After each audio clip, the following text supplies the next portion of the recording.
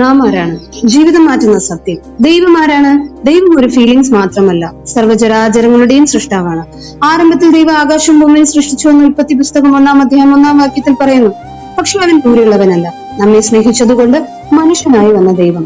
വചനം ദൈവമായിരുന്നു, ആ വചനം മനുഷ്യനായെന്ന് യോഹന്നാൻ എഴുതിയ സുവിശേഷം 1-ാം അധ്യായം 1-14 വാക്യങ്ങളിൽ പറയുന്നു. അവൻ പൂർണ്ണ ദൈവവും പൂർണ്ണ മനുഷ്യനും. നമുക്ക് വേണ്ടി നമ്മെ കാണാതിരിക്കുമ്പോഴും നാം ആരാണെന്ന് പോലും അറിയാതിരിക്കെ നമുക്ക് വേണ്ടി ക്രൂശിക്കപ്പെട്ടവൻ, ഒരു പാപവും ചെയ്യാത്തവൻ, നാം ചെയ്ത തെറ്റുകൾക്കായി തന്റെ ജീവൻ തന്ന വ്യക്തി. നാം പാപികളായിരിക്കുമ്പോൾ തന്നെ ക്രിസ്തു നമുക്ക് വേണ്ടി മരിച്ചുവെന്ന് റോമർ ലേഖനം 5-ാം അധ്യായം 8-ാം വാക്യത്തിൽ പറയുന്നു. ഇതാണ് നമ്മുടെ ദൈവം. മക്കളായി സ്വീകരിപ്പാൻ ഒരപ്പൻ ഏറ്റെടുത്ത ത്യാഗം. അവനെ സ്വീകരിച്ചവർക്കെല്ലാം ദൈവത്തിന്റെ മക്കളാകാനുള്ള അധികാരം കൊടുത്തുവെന്ന് യോഹന്നാൻ സുവിശേഷം 1-ാം അധ്യായം 12-ാം വാക്യം പറയുന്നു. അതുകൊണ്ടാണ് നാം അവനെ ആരാധിക്കുന്നത്. കാരണം ഈ ലോകത്തിലെ ആരെക്കാളും കൂടുതലായി നമുക്ക് വേണ്ടി നമ്മെ മനസ്സിലാക്കി നമ്മെ ഒരിക്കലും വിട്ടുകളയാത്തവൻ. ഇപ്പോൾ നാം ആരാണ്?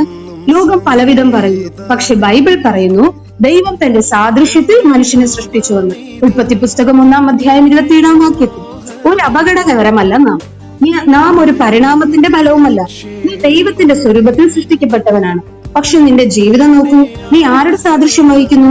സ്നേഹമോ ക്ഷമയോ സമാധാനമോ അത് ദൈവിക സ്വഭാവം? കോപമോ പകയോ അഹങ്കാരമോ അത് നിന്നെ ദൈവത്തിൽ നിന്ന് അകറ്റുന്നു.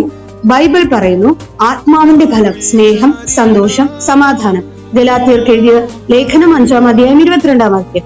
ആത്മാവിന്റെ ഫലങ്ങളാണോ നിന്നിൽ നിന്ന് വെളിപ്പെടുന്നത്, അല്ലെങ്കിൽ നിന്നെ ദൈവത്തിൽ നിന്ന് അകറ്റുന്ന സ്വഭാവങ്ങളാണോ?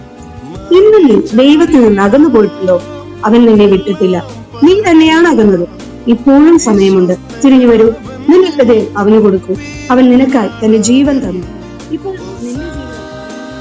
He gave his life for you. Will you return to him?